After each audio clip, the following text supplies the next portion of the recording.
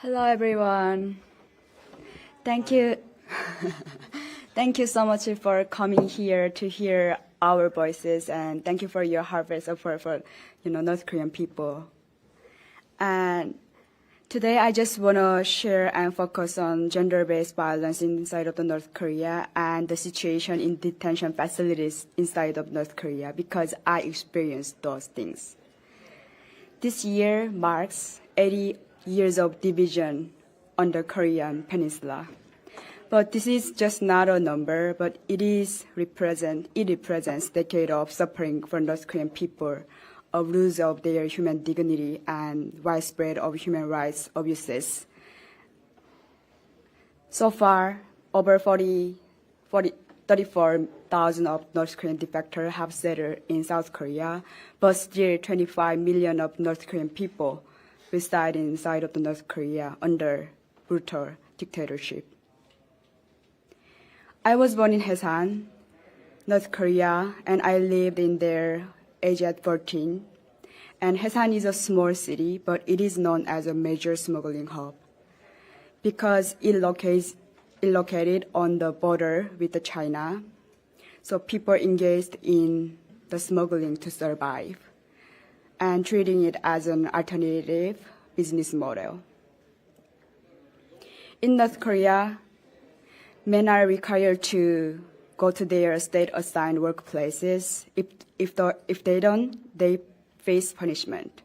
However, once women get married, they are no longer obligated to attend workplaces. This system led to a situation where women became more active in economic activities than men. After the Great Famine, late 1990s, the North Korea government stopped providing public food rations. Hence, women, they were pushed to become breadwinner in North Korea and taking responsibility for supporting their families. Since 99% of the North Korean trade markets, known as a 장마당, are run by women, and women had to negotiate with the officials, government officials, which is, of course, most of them were men. And it was common for women to be forced into sexual favors and bribery in order to continue their businesses. So while the 장마당 increased the involvement for women in economic activities, but it also has increased their exposure to sexual abuses just to keep their business over there. My decision to defect in 2013 was driven by deep desire for freedom that I inspired by K-dramas and education opportunities and ability to choose my own future regardless my political background. Between 2012 and 2013, I tried to escape 3 times, and I was caught twice and spent several months in detention facilities, in various detention facilities, including the detention center in Yangon province and labor training camp. Since I was a minor and my father bribed the guard, I was spared from physical abuses, but I witnessed a harsh reality inside of the detention center. We were forced to remain in fixed posture, which is cross the leg all day, and if we moved, we were punished. Even a slight movement, such as stretching, was unacceptable. I was detained during the winter time. In Haesan, the winter temperatures average between -20 to 30 Celsius degree. In such condition, every time my cellmates returned from an investigation, their clothes were torn apart and their faces were brushed from the torture and beatings. When I was taken to investigation room, I saw only one thing, which was wooden stick, and I thought to myself at the moment, if I were an adult woman, if my father had not bribed the guard, what would happen to me? I don't even want to imagine. Since the outbreak of the COVID-19 pandemic, North Korea has strengthened its control inside of North Korea. And they made a stronger control over ideology by making exclusive regulations and punishment system. This implies that human rights abuses at detention facilities are extremely likely to have degraded. Consistent observation and investigation is necessary to specially and objectively assess the human rights in detention facilities. North Korea these days, they try to project themselves as a normal state to the international community, and I believe that this gives us a small window, which is an opportunity to push North Korea to taking real human rights action. In this regard, I really appreciate the international communities and the U.S. government effort to solving this problem. Most crucially, I believe that Jangmadang generation, which is young generation like us in here, they are the catalyst for the change in North Korea. They have seen another way of life, and they are more open, and they are resilient, and hold the potential to shape the new Korea future. They represent an initial condition that can shape a new path. Hence, we should focus on the young generation inside and outside of North Korea, and we should collaborate with them. Thank you.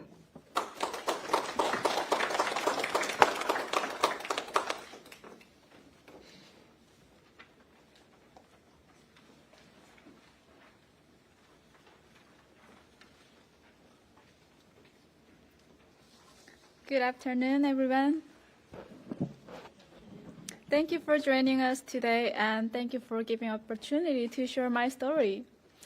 My name is Jihan Kim. I escaped from North Korea in 2012 when I was 19. Now I am in the States pursuing my master's degree as a Fulbright scholar.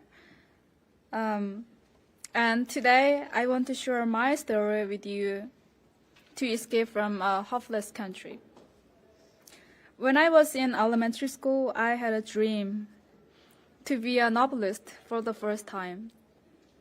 At that moment, I was deeply fascinated by Japanese detective novels, which triggered my desire to want to study Japanese, to study about more Japanese novels. For this reason, I decided to go to language school at the middle school level, but I couldn't continue my education even though I was always ranked number 1 in the class because my family couldn't afford for the bride for my admission for the school. I was profoundly furious and offended by the school system, which is causing my cognitive dissonance. This was the first time that I realized the truth is in disparity with what I experienced and what I have been taught. This is my first motive to be one of the North Korean, to be out of the North Korea. The second reason is because of the famine caused by the currency reform in 2009. Overnight, people lost their savings and soaked deeper into the black hole of poverty. Inflation soared uncontrollably. I still vividly remember seeing the old banknotes floating like snowflakes in the marketplace. My family was not spared. The new currency quickly became worthless, and we were left to starve. Lying on the cold floor, I thought that escape was only only way out of North Korea. If I were going to die anyway, I would rather to die while moving forward than fade away in stillness. So I tried to escape from North Korea for 4 times, and I caught 5 Chinese police at the 3rd time, right after I crossed the Yalu River, because I was born in northern part of North Korea, just across the next to the Yalu River.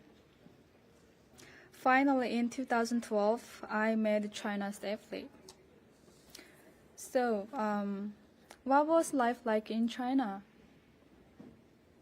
Admittedly, I was no longer starving, but I learned the true meaning of saying people without a country are treated worse than stray dogs. Can you imagine the feeling of being sold by yourself? I was a victim of human trafficking to China. The word humiliation doesn't even begin to describe it. At the age of 19, I often watched the groups of university students at my age walk past. I could endure the jealousy, but what broke me was hearing people joke without shame about how some bachelors in their village had brought a North Korean bride for a certain price.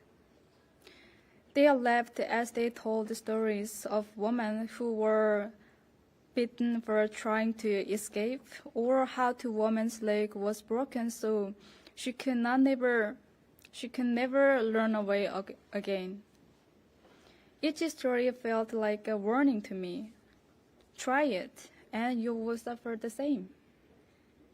I couldn't speak up, and I couldn't fight back. And the shame of my powerlessness often left me sobbing into my pillow until sleep took over. Even when I gave birth to a beautiful baby, I felt more trapped than ever. I had no safe place for my child, no protection to offer, because I was a completely black people there.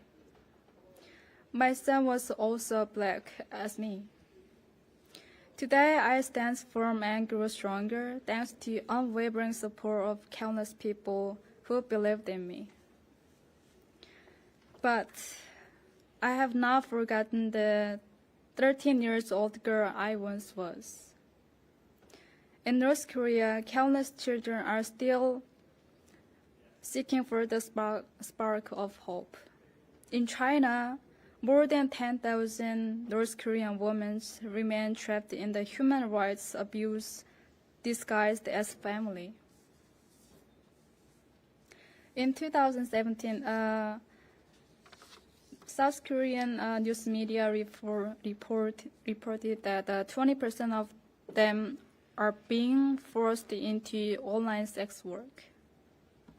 In addition, at least 10,000 children in China are living without birth certificates because their mothers are undocumented. Those children, the vast majority of whom live in poverty and denied access to education. If those women were granted a legal status in China, their children could attend school and thrive. Thus, young lives could one day become bridge of understanding and linking the world in international relations to make better world. Today, I strongly urge the enactment of a law requiring China to recognize North Koreans as refugees. They deserve the legal right to live safely and be protected under the law. Your attention and voice can shape the policy that becomes a beacon of hope for North Korean escapees. I strongly believe you have the power to help save their lives. Until the day they find the freedom and reclaim their dignity, please stand with them.